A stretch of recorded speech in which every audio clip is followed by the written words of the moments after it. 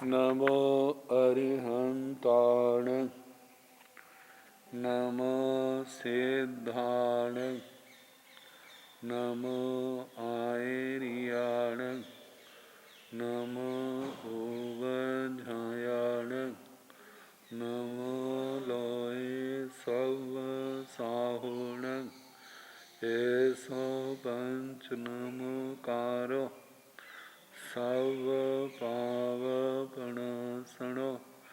मंगलानं च सम्मे सिंह परमं हरि मंगलम्।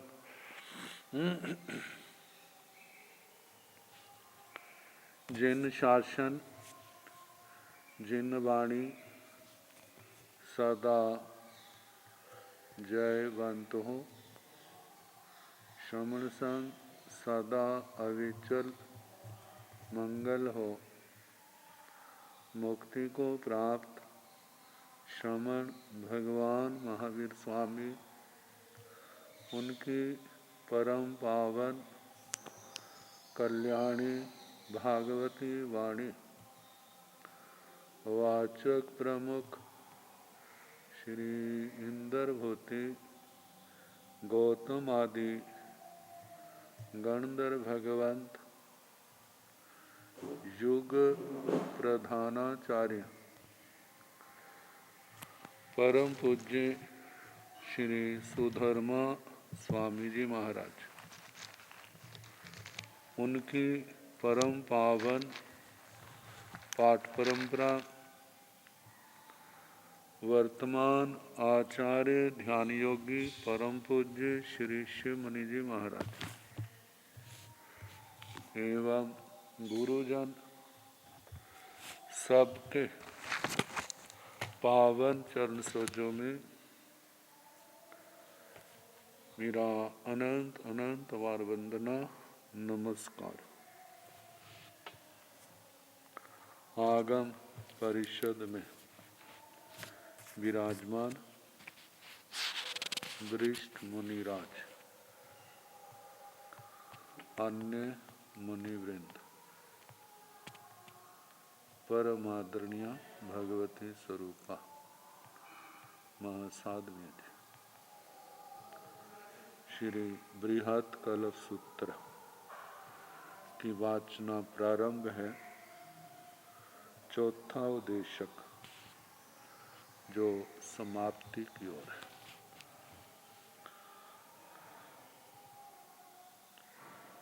परिहार कल्प स्थित भिक्षु की वेयावृत्ति का विधान, इसके संबंध में वर्णन आया था। अब नदियों को पार करने का प्रसंग आए तो एक महीने में किसको कितनी बार पार कर सकता है। आजकल तो लगभग स्थान स्थान पर पुल होने के कारण नावा आदि का स्वयं पानी पार करने का प्रसंग लगभग नई के समान होता है। लेकिन जब पुल नहीं थे, थोड़े पानी वाली नदियां स्वयं चल करके ज्यादा पानी वाली नदियां नावाओं के माध्यम से पार की जाती थी। उस समय नो कप्पई निगंथाणवा निगंथिणवा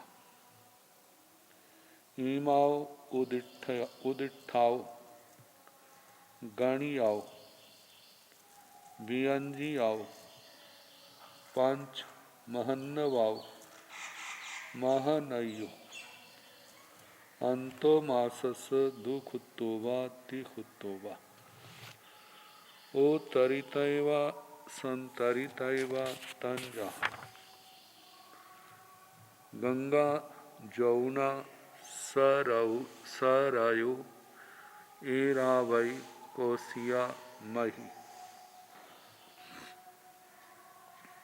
अह पुन एवं जानिजा एरावई कुणालाय जथ चक्किया एगम पायं जले किच्चा एगम पायं थले किच्चा एवं न कप्पाई अंतो मासस दुखुत्तोवा तिखुत्तोवा ओ तरितैवा संतरितैवा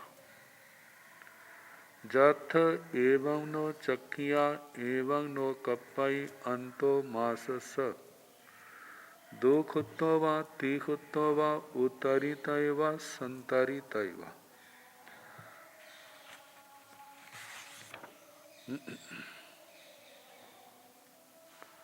दो प्रकार की नदियाँ, एक प्रकार से लक्षण बता दिया, उस लक्षण के अनुसार जो नदी घटे उसको कितनी बार पार किया जा सकता है। दो भागों में एक नदी को चल के पार कर सकते हैं और एक नदी ऐसी है जिसको चल के पार नहीं किया जा सकता, पानी ज़्यादा है, वहाँ नावा आदि का प्रयोग, सहारा लेना पड़ता है।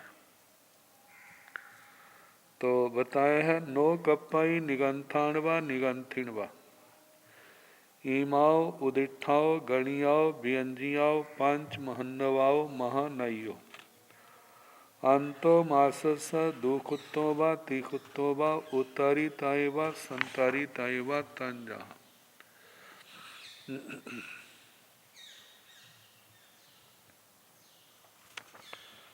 निर्ग्रंथ निर्ग्रंथियों को ईमाओ जे उदिठाओ जिनका कथन किया है, गणियाओ जिनकी गणना की है, व्यंजियाओ प्रकट किया है, पंच महन्नवाओ पांच जो महार्णव समुद्र जैसी,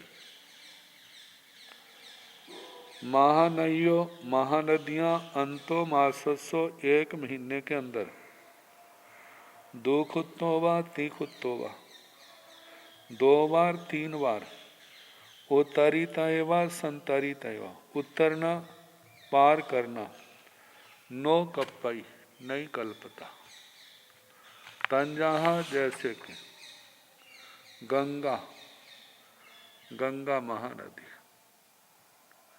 जौना जमुना, सरायु सरयू, एरावई एरावती जिसका नाम कौशिका कोशी, मही मही, ये पांच नदियां। उत्तर भारत में तो सतलुज आती हैं, ब्यास आती हैं, रावी आती है, जम्मू चले जाएं तो वहाँ पर तवी नदी आती है, आगे चुनाव और झेलम, पाकिस्तान में चले जाएं तो उधर सिंधु नदी आती है, दिल्ली का उस क्षेत्र में जमुना, आगे बढ़ जाएं जो 12 महीने पानी नहीं रहता, या हिंदन नदी, गंगा, बाकी जो आई हैं जमुना, तो जो आगे सरयू, इरावती, मही, अनेक स्थानों पर दूसरे देशों में देखें वहाँ भी तो नदियाँ होती हैं, बरसातें होती हैं, तो जब पानी बाढ़ का आता है तो नदियाँ उनको अपने में समेट करके समुद्र की ओर ले जाती हैं। तो बताएं इन नदियों को गंगा, जमुना, सरयू, इरावती, मही, ये तो 5 नाम गिनाए हैं, इन जैसी और भी हैं जो इनको महीने के अंदर 2 बार 3 बार इनके अंदर प्रवेश करना, पार करना नहीं कल्पता, मतलब एक की संख्या नहीं कही, मतलब एक बार पार कर सकते हैं। पार भी कब? मानो बिहार आदि के क्षेत्र, बिहार के प्रकरण में आए तब, वैसे नहीं जल में डुबकियां लेने के लिए। तो कहा जाता है एक बार की तो निषेध नहीं किया, एक बार से ज्यादा इनको पार करने का निषेध किया है।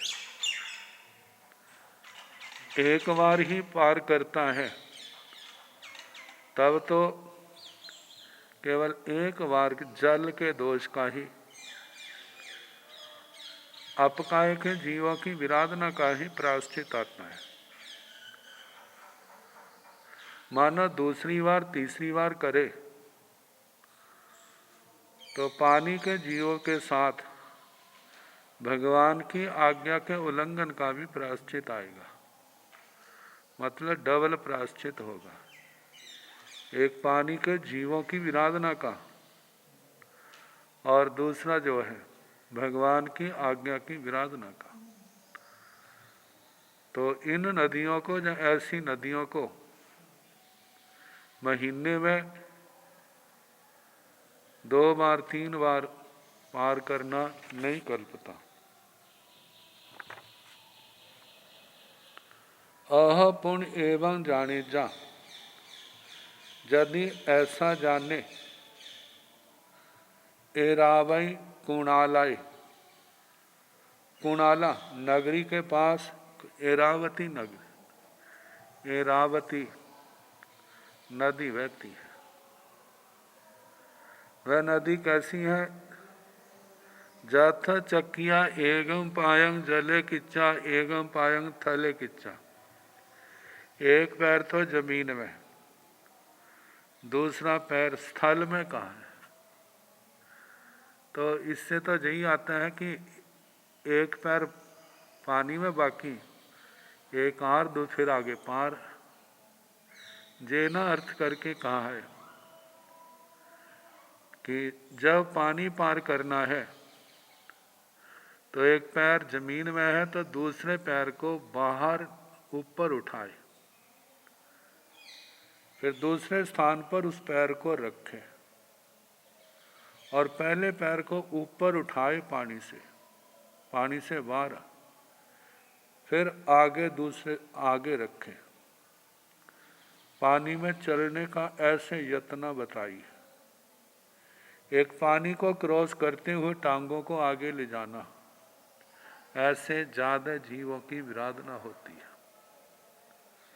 उठा करके रखने से केवल जहां पर पैर रखा जाता है केवल वहीं के जीवों की विराधना होती है और आगे पीछे नहीं।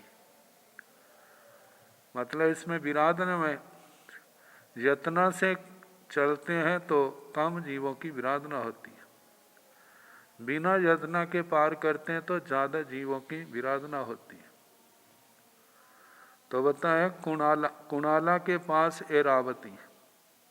ऐसे और भी कई स्थानों पर छोटी नदियां हैं जिनके अंदर गहरा पानी नहीं होता। मतलब बरसात के दिनों में तो पानी ज्यादा आ जाता है, लेकिन बरसात के अतिरिक्त फिर वो इतना पानी नहीं होता।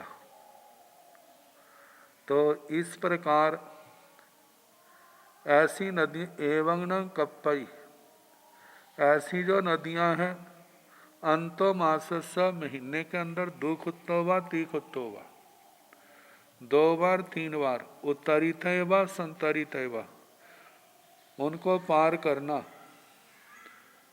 कल्पता है। उतरना पार करना कल्पता है, क्योंकि कई बार उन नदियों के आर पार घर होते हैं। कोई साधु सती रुके हैं तो गोचरी आदि के निमित्त जाना पड़ता है। तो कभी बिहार का कारण भी हो सकता है, गोचरी का भी है। तो कहा कि 2-3 बार तो महीने में पार कर सकते हैं, इससे ज़्यादा नहीं। लेकिन वो पानी के जीवों की विराधना का तो दोष आएगा, लेकिन इससे ज़्यादा करते हैं तो उसके साथ जीवों की विराधना के साथ भगवान की आज्ञा के उल्लंघन का भी दोष आएगा। तो एवं जथ एवं नो चक्किया एवं नो कप्पई अंतो मासस दुखुत्तो वा तीखुत्तो वा उतारिता वा संतारिता वा। जथ जहाँ पर या जिन नदियों में एवं नो चक्किया ऐसे नहीं पार होता, जैसे इरावती का कहा,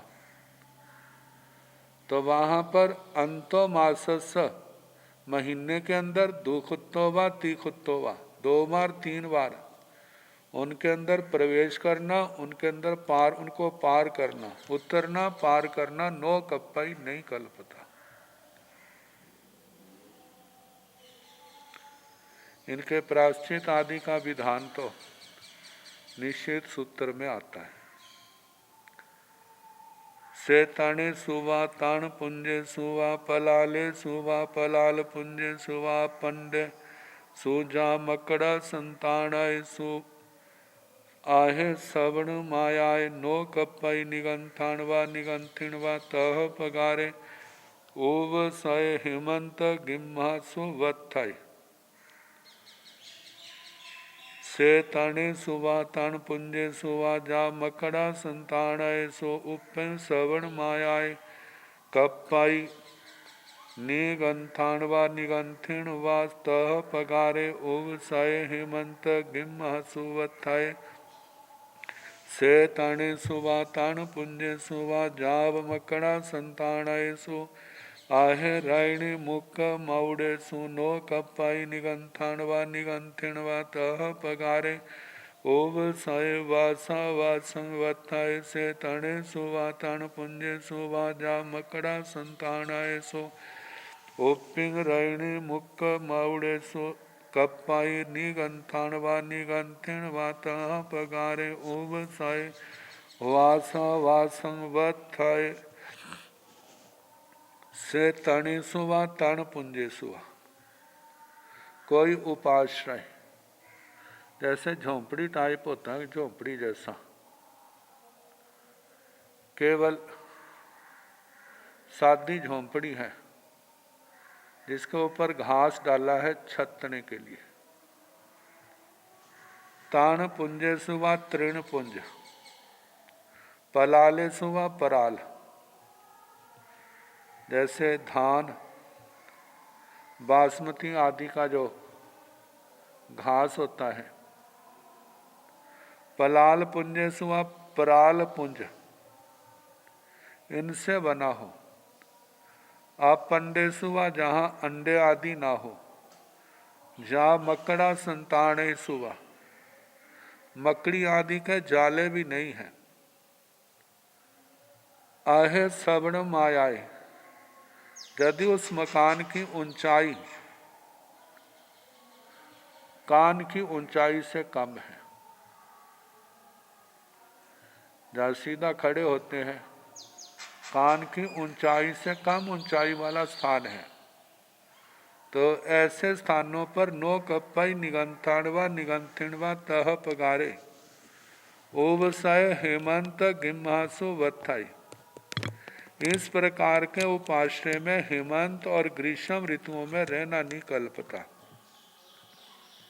से तणे सुवा तण पुंजे सुवा जा मकड़ा संताणे सो उपिंग सवण मायाय कप्पाई निगंथाणवा निगंथिणवा तह पगारे उवसाय हेमंत गिम्हासु वत्थाई। यदि इसी प्रकार के तृण का तृण पुंज पराल पराल पुंज, इनसे बने हुए जो घास आदि के मकान है, जहाँ पर अंडे आदि नहीं, जीव जंतु नहीं, मकड़ी आदि नहीं, लेकिन वो उपिंग सवण मायाएं कान की ऊंचाई से, कानों की ऊंचाई से जो जिसकी छत ऊंची है, ऐसे स्थान पर कप्पई निगंथाण व निगंथिण व तह पगारे उबसाई हेमंत गिम्हासु वत्थाई। निर्ग्रंथ निर्ग्रंथियों को ऐसे उपाश्रय में हेमंत ग्रीष्म ऋतु में रहना कल्पता है। सेताणेसु जे तो हेमंत और ग्रीष्म ऋतु में समय समय पर देश काल भाव जनता की परिस्थितियां बदलती जाती है। जब देश में न्याय नीति हो, राजाओं का, राज अधिकारियों का, जहाँ चोरों आदि का कोई उपद्रव ना हो, तो जनता की समृद्धि बढ़ती है। उस समृद्धि बढ़ने से उनके रहने का स्तर, मकान आदि का, वो भी बढ़ता है। लेकिन जब ऐसा होता है, न्याय नीति ठीक नहीं, शासन ठीक नहीं, जनता की मेहनत करने वाले नहीं, मेहनत करने वाले हैं, तो चोर आदि, राजा आदि के अधिकारी अलग अलग निमित्त बना करके उनकी संपत्ति को छीन लेते हैं और उनको फिर रहने के लिए ऐसे ही मकान, उनका सहारा लेना पड़ता है। तो ऐसे तो संत, साधु साध्वियां जैसे लोगों के स्थान होंगे उसी के अनुसार तो उनको मिलेगा। जब ऐसे स्थान हो तो हेमंत और ग्रीष्म ऋतु में कहा कि ऐसे छोटे मकान हो तो साधु सती को रहने में कठिनाई आती है। तो इसलिए कहा कि ऐसे स्थानों पर नहीं रुकना, और यदि ना मिले तो ये तो कहते ना औखे सौखे होके गुजारा करना पड़ता है, वही स्थिति आएगी। अब जैसे मानो कम है, एकदम बिना भोग दशा में उठे हैं और एकदम क्या होगा, सिर फूटेगा। लेकिन वहाँ पर खतरा नहीं, वो तो घास की है, वो लेंटर नहीं है वहाँ पर। लेकिन बांस आदि के जैसे गार्डर लगाते हैं, बीम लगाते हैं, तो वहाँ पर तो बांस आदि या दूसरी लकड़ियाँ होती हैं, उसी के लगने का भय होता है। तो कहा कि हेमंत ग्रीष्म में तो जिसकी ऊंचाई कानों से कम है वहाँ पर रहने का निषेध किया, ज़्यादा है तो वहाँ रह सकते हैं। अब वर्षावास की बात, वर्षावास में स्थान की ऊंचाई बताई है। जैसे व्यक्ति सीधा खड़ा होता है, खड़ा होकर के अपने हाथों को ऊंचा उठाता है, हाथ जितने ऊंचे उठते हैं उतनी ऊंचाई हो। ऐसी ऊंचाई से कम स्थान हो तो वहाँ पर वर्षावास नहीं करना, और इतनी ऊंचाई हो, इससे ज़्यादा ऊंचाई वाला हो तो वहाँ पर साधु साध्वी वर्षावास कर सकते हैं। से तणेसु व तण पुंजेसु व जा मकड़ा संतानेसु आहे रैणी मुख मौड़ेसु नो कप्पाई निगंथाण व निगंथिण व तह पगारे उवसाई वासा वासंग वत्थई। इस प्रकार तणेसु व जो उपाश्रय तृण है, तृण पुंज, पराल, पराल पुंज, जहाँ पर अंडे जीव आदि नहीं है, मकड़ी के जाले नहीं है, ऐसे स्थान अहे रैणी मुख मौड़ेसु, रत्नी मुक्त, मुक्त मकुट, मतलब इसका अर्थ किया है कि जैसे ऊपर को हाथ उठाते हैं, इतनी ऊंचाई से अहे कम स्थान हो, इससे कम ऊंचाई वाली छत हो, तो ऐसे स्थान पर नो कप्पाई निगंथाण व निगंथिण व तह पगारे उवसय वासा वासंग वत्थाई।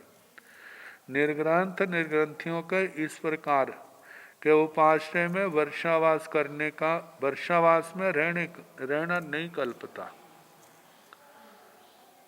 से तणेशु व तण पुंजेशु व जा मकड़ा संतानेशु उपिंग रैणी मुख मौड़ेशु कप्पाई निगंथाण व निगंथिण व तह पगारे ओसय वासावासंग वत्थय तृण तृण पुंज प्राल प्राल पुंज मकड़ी आदि से रहित जीवों से रहित स्थान है, लेकिन हाथ ऊंचा करने से उससे ज्यादा ऊंचा है। तो ऐसे स्थान पर निर्ग्रंथ निर्ग्रंथियों को तह पगारे उपसाय इस प्रकार के उपाश्रय में वासा वासंग वत्थय वर्षावास में रहना कल्पता है।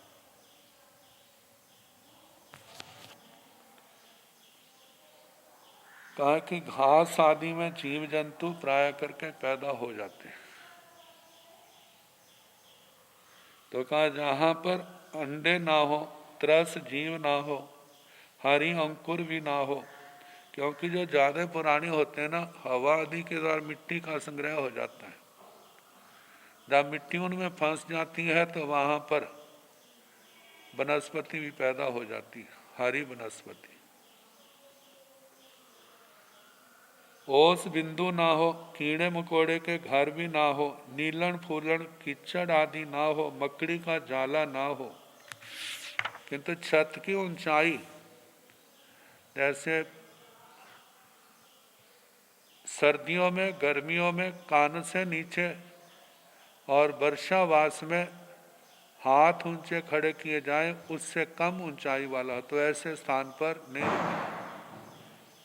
लेकिन यदि ऐसे स्थान हो जैसे ज़्यादा ऊंचाई वाले हों, तो सर्दियों में गर्मियों में रुका जा सकता है।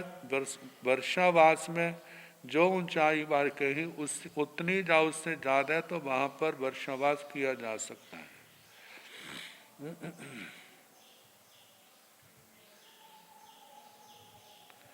कहा रत्नी नाम का मतलब, रत्नी कहते हैं हाथ को, रैणी मुख मौड़ेसु शब्द आया है। रत्नी नाम हाथ का है। दोनों हाथों को ऊंचा करके दोनों अंजलियों को मिलाने पर मुकुट जैसा आकार बन जाता हो जाता है, उसे रत्नी मुक्त मुकुट कहते हैं। तो ऐसे स्थान पर, इतने ऊंचे स्थान पर वर्षावास किया जा सकता है।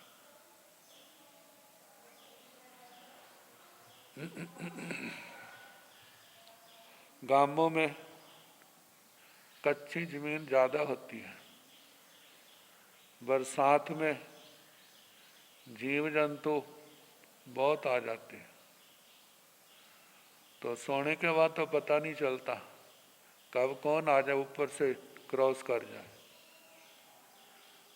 हर जगह पट्टे आदि की भी संभावना नहीं होती, तो ऐसे स्थान पर सुरक्षा की दृष्टि से साधु साधुओं को मच्छरदानी लगाने का विधान आता है। उससे यह है कि मोटे जीव अंदर नहीं आते। कीड़ियों को तो नहीं रोका जा सकता,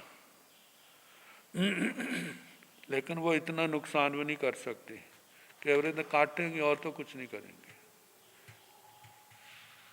इसके साथ ही चौथा उद्देश्य समाप्त हुआ। अब पांचवा उद्देश्य,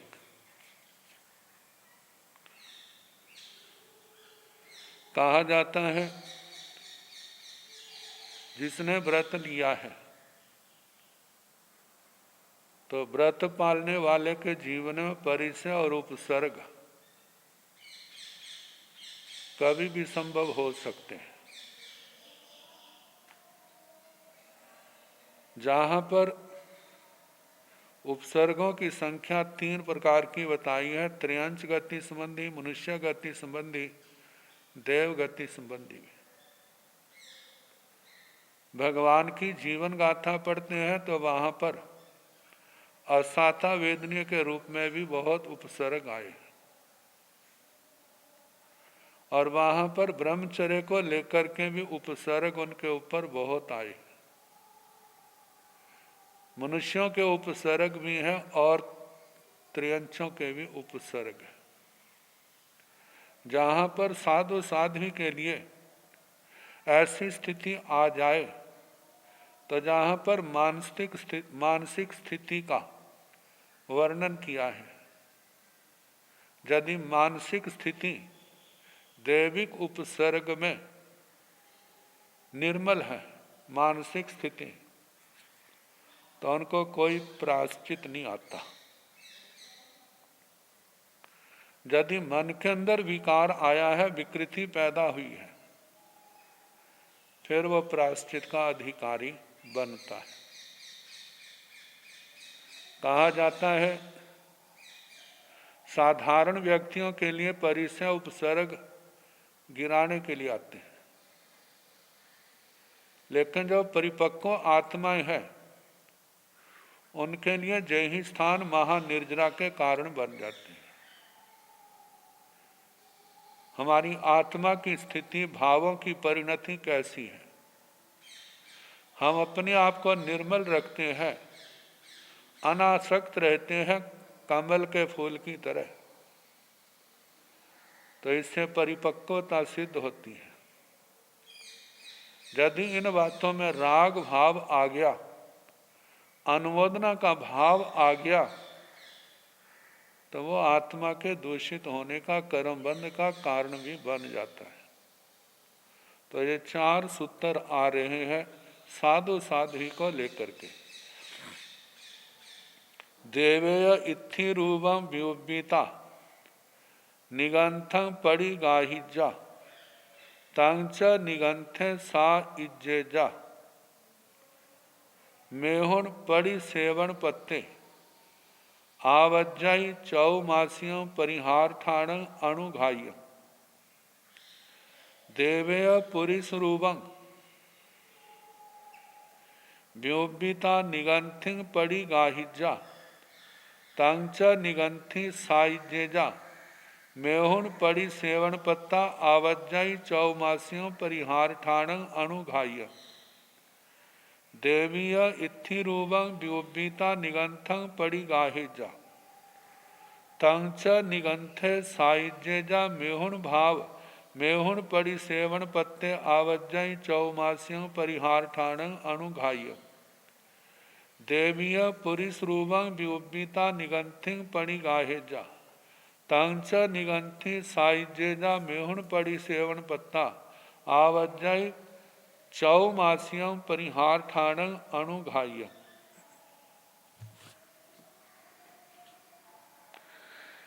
देवेय इत्थि रूपं व्योबिता, कोई देव स्त्री रूप की विकुर्बना करके निगंथम पड़ी गाहिजा, किसी निर्ग्रंथ का आलिंगन करे,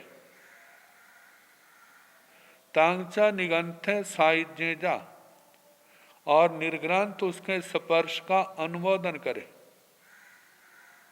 मतलब मन के अंदर विकृति आ गई। मेहुण पड़ी सेवन पत्ते, मैथुन सेवन के भाव को प्राप्त हो गया। आवज्जाई चौमासियों परिहार ठाणं अणुघाय, यदि मन में विकृति आई है तो उसको गुरु चौमासी परिहार स्थान इस प्रायश्चित का पात्र बनता है। देवेय पुरुष रूपं व्योबिता निगंथिं पड़ी गाहिजा तंच निगंथि साइजेजा मेहुण सेवन पड़ी सेवन पत्ता आवज्जाई चौमासियों परिहार ठाण अणुघाय। इसी प्रकार कोई देवता पुरुष रूप की विकुर्बना करके मनुष्य के रूप में निगंथिं पड़ी गाहिजा, निर्ग्रंथि का आलिंगन करे, तंच निगंथि साइजेजा, और निर्ग्रंथि उस स्पर्श का अनुमोदन करे, मेहुण पड़ी सेवन पत्ता मैथुन भाव को प्राप्त हो, आवज्जाई चौमासियों परिहार ठाण अणुघाई, गुरु चौमासी परिहार स्थान प्रायश्चित को वो प्राप्त होती है। देवीय इत्थि रूपं व्योबिता निगंथं पड़ी गाहेजा तांच निगंथे साइजेजा मेहुण पाड़ी सेवन पत्ते आवज्जाई चौमासियों परिहार ठाण अनुघाई। देवी यदि स्त्री रूप की विकुर्बणा करके निर्ग्रंथ को ग्रहण करे और निर्ग्रंथ उसकी अनुमोदना करे, मैथुन प्रति सेवना भाव को प्राप्त हो, तो उनको गुरु चौमासी परिहार स्थान का प्रायश्चित की प्राप्ति होती है। देवीय पुरुष रूपम विउब्बीता निगंथम परिगाहिजा। देवी पुरुष रूप की विकुर्बणा करके निर्ग्रंथि को ग्रहण करे, तांचा निगंथि साइजेजा निर्ग्रंथि उसको अनुमोदना करे, मेहुण पड़ी सेवन पत्ता मैथुन भाव को प्राप्त हो, आवज्ञाई चौमासियों परिहार ठाण अनुघाई, गुरु चौमासी परिहार स्थान की प्राप्ति होती है।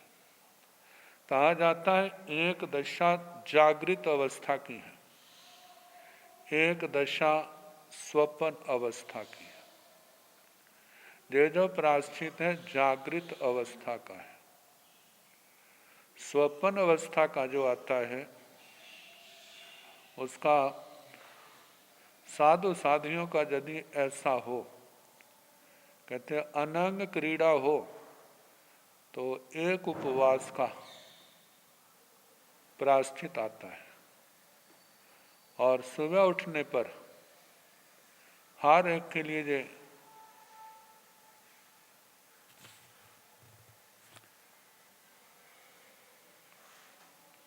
हर एक के लिए विधान है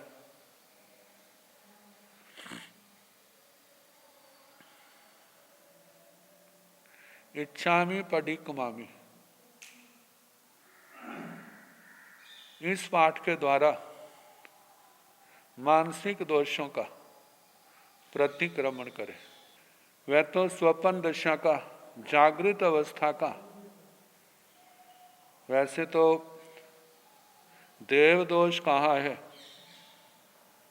देवी देवता। जब कोई साधना के क्षेत्र में आगे बढ़ता है, कोई कुतूहलवश, कोई ईर्ष्यावश, कोई इस दृष्टि से देखें भला कितनी परिपक्वता है, इन सब भावों को देखने के लिए वे सदा तैयार रहते हैं। लेकिन जो अप्रमत्त साधक हैं, यदि वो गिराने के लिए तैयार हैं तो वो बचने के लिए, अपनी साधना के लिए सदा तैयार रहते हैं। हमें मोक्ष मार्ग से जरा भी इधर उधर विचलित नहीं होना है। आखिर मन है, मन से इधर उधर कोई अतिक्रम, व्यतिक्रम, अतिचार, अनाचार दोष होता है तो उसी समय अपनी आलोचना, प्रतिक्रमण, प्रायश्चित के द्वारा उसका शुद्धिकरण कर लेते हैं। व्यक्ति का पहला प्रयास होता है मेरे को बीमारी ना आए, सजग रहेगा, स्वास्थ्य ठीक रहेगा। मानव बीमारी आ गई है तो उसका कर्तव्य है उपचार के द्वारा, बीमार होना बड़ी बात नहीं, उपचार के द्वारा, इलाज के द्वारा उसका उपचार करा ले। जब तो उपचार क्या है, यही आलोचना प्रायश्चित के द्वारा उसका शुद्धिकरण कर ले। अब इसके आगे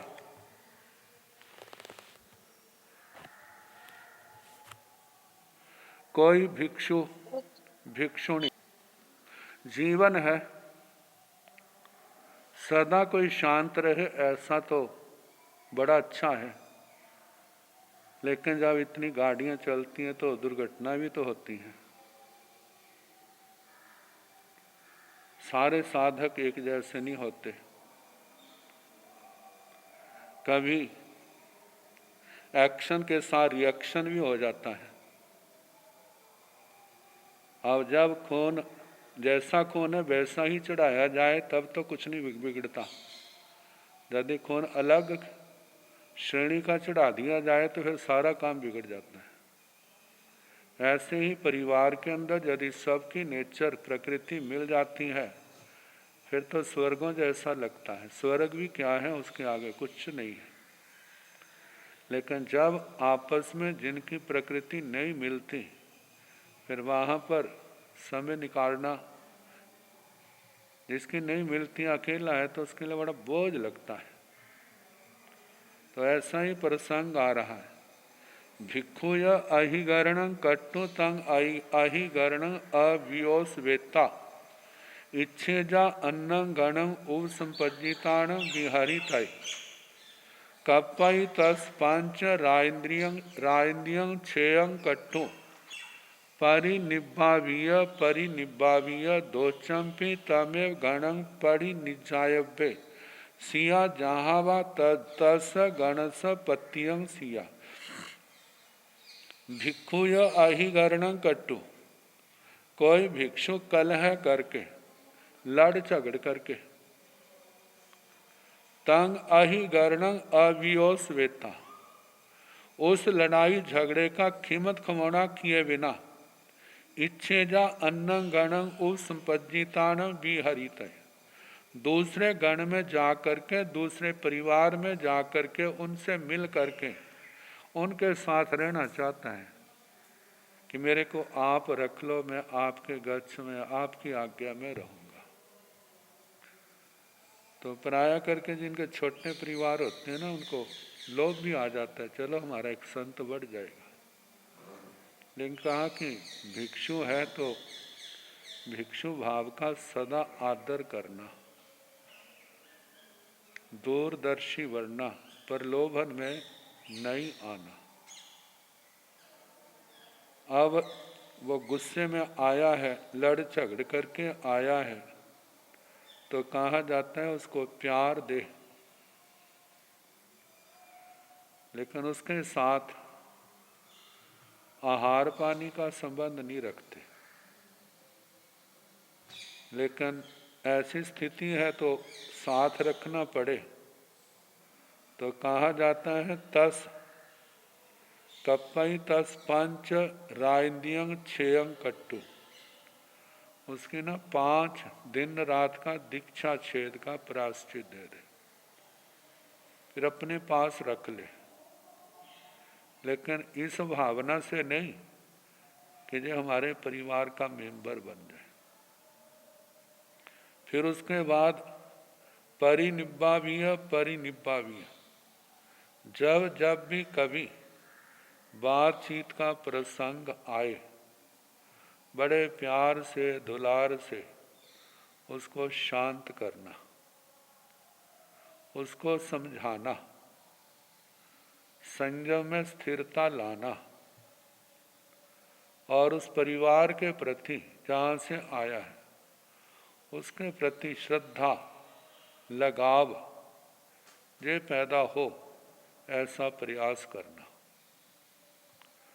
और जब ऐसा हो जाए फिर दोचंपी, दूसरी बार तमेव गणं पड़ी निजाय अव्य सिया, जिस गण से आया है उस गण को संदेश पहुंचा दिया कि आपका संत मुनि ऐसे आया है, तो आप उसको ले जाएं। तो जानते हैं जहाँ पर ऐसे लड़ झगड़ के आया होता उनका ही मन कहाँ होता रखने का कि अच्छा भला आ गई, बीमारी कटी। लेकिन उन्हें शांत कर दिया है, तो स्वयं भी संत भेज करके उस परिवार में सारी स्थिति समझा देते हैं और मुनहार करके उसको फिर वहीं उसी परिवार में छोड़ आते हैं।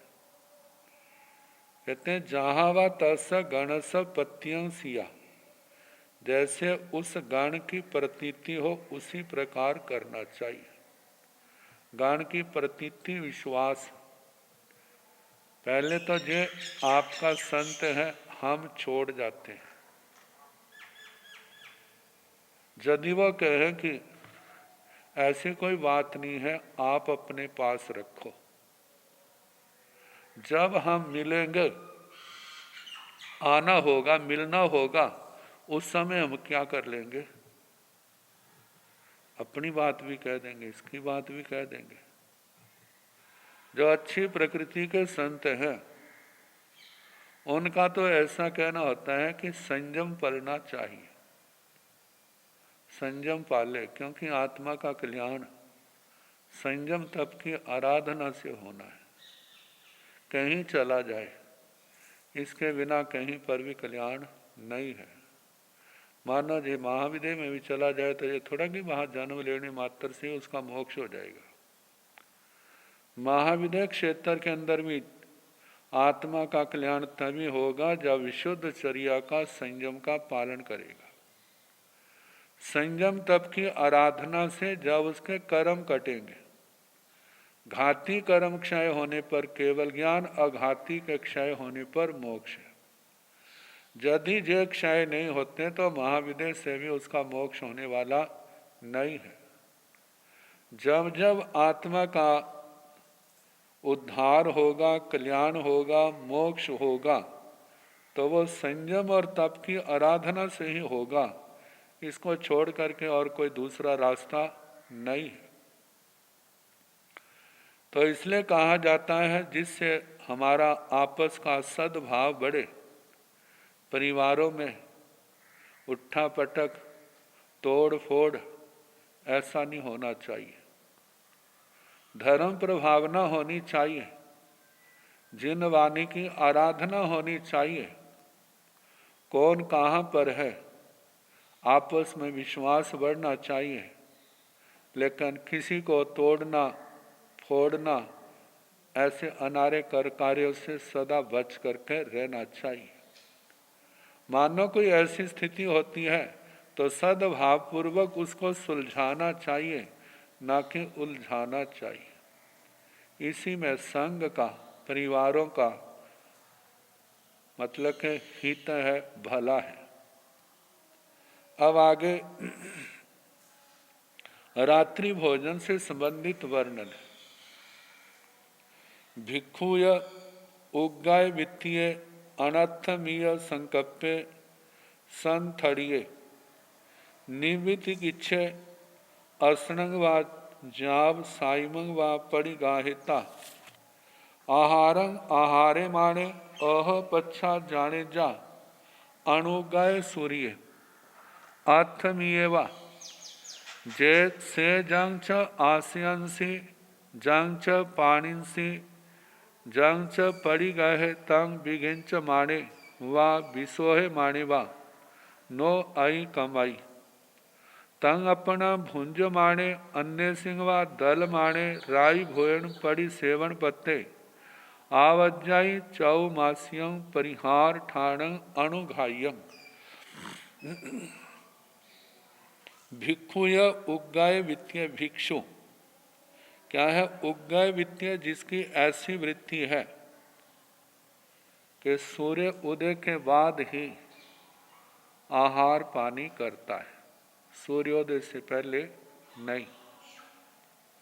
अनर्थमीय संकल्प, और उसका क्या संकल्प है? सूर्य अस्त से पहले ही भोजन आदि भोजन पानी लेना है, सूर्य अस्त के बाद नहीं लेना।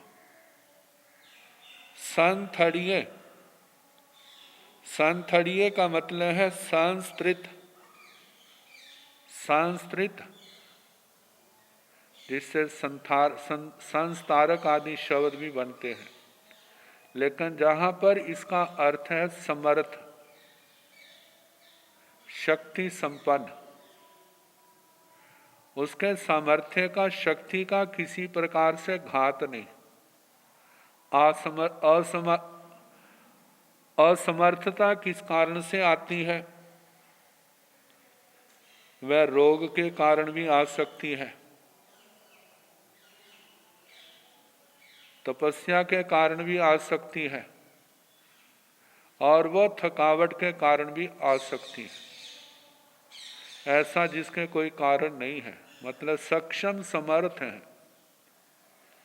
निमित्त किच्छे निर्विचिकित्सा, कोई शंका नहीं है। ये लगता है सूरज उदय हो गया है,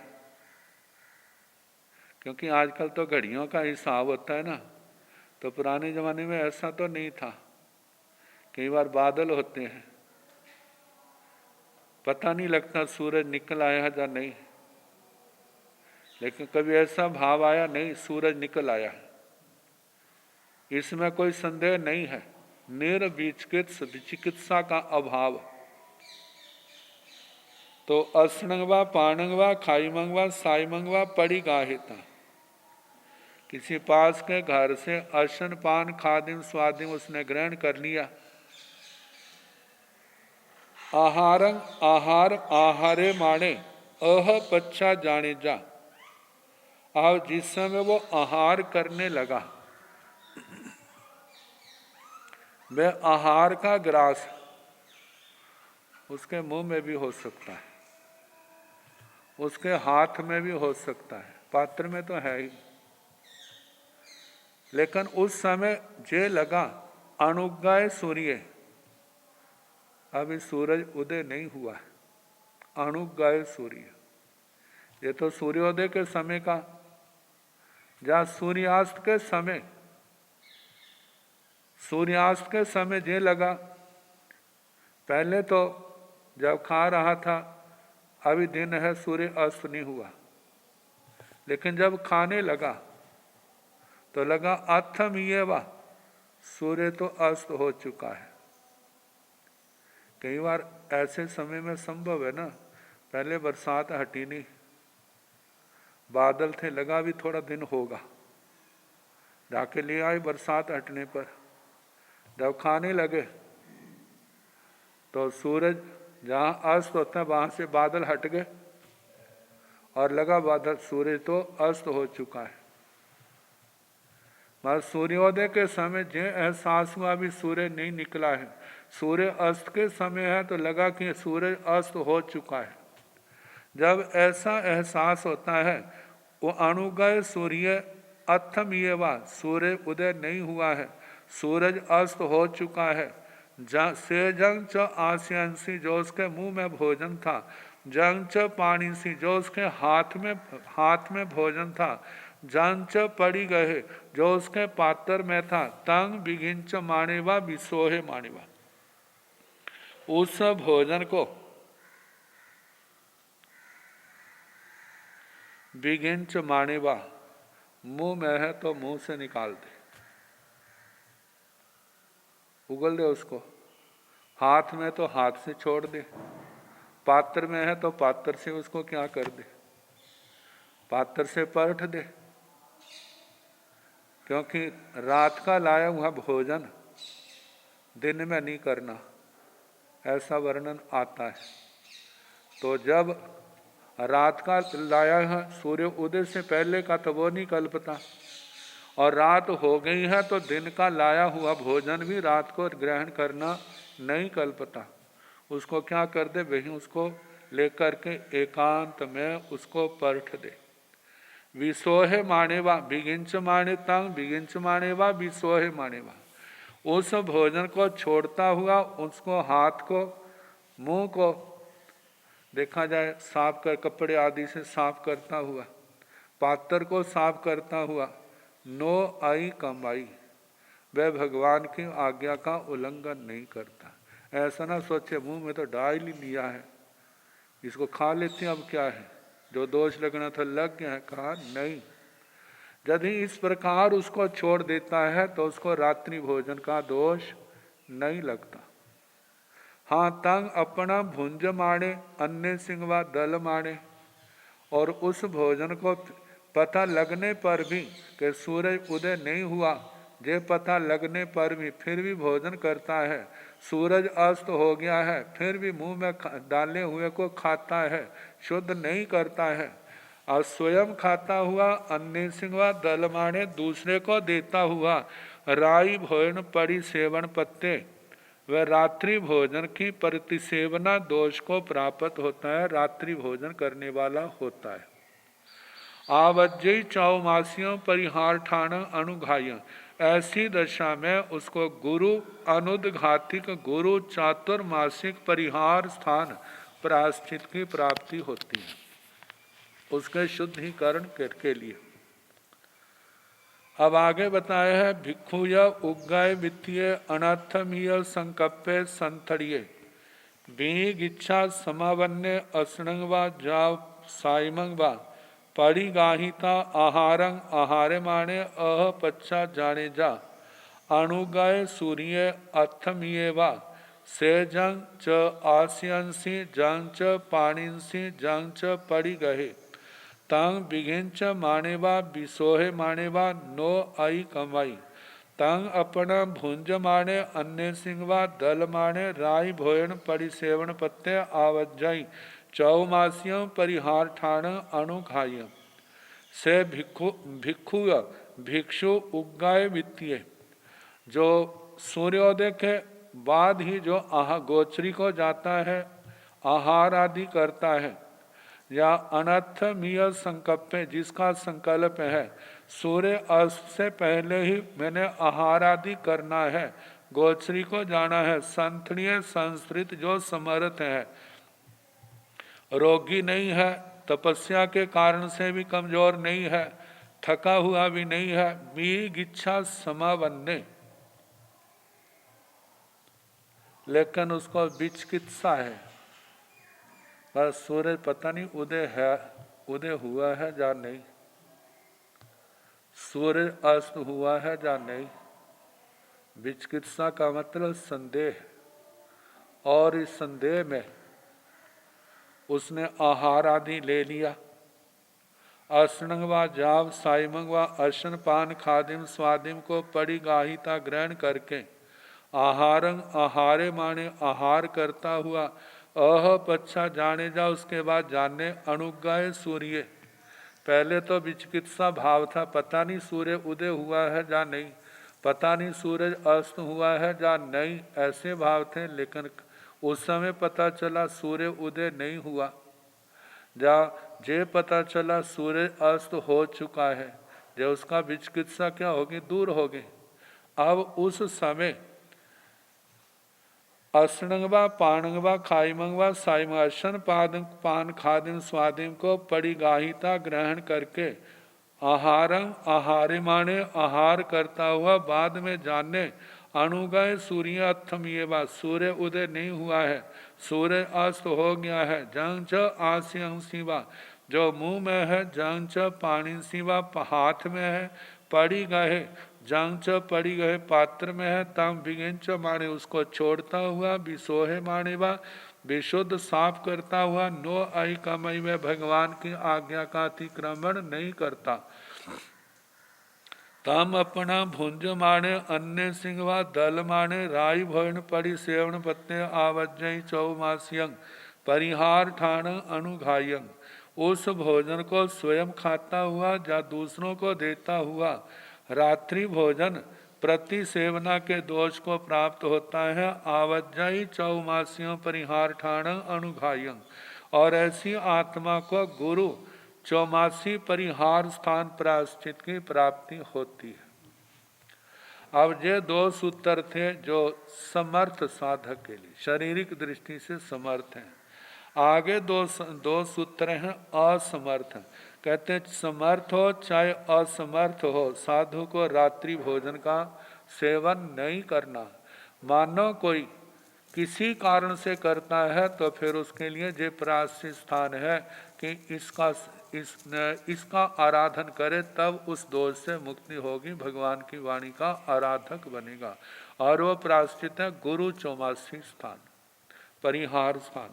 तो इनका आगे कल जैसे समय होगा उसके अनुसार कराने का प्रयास किया।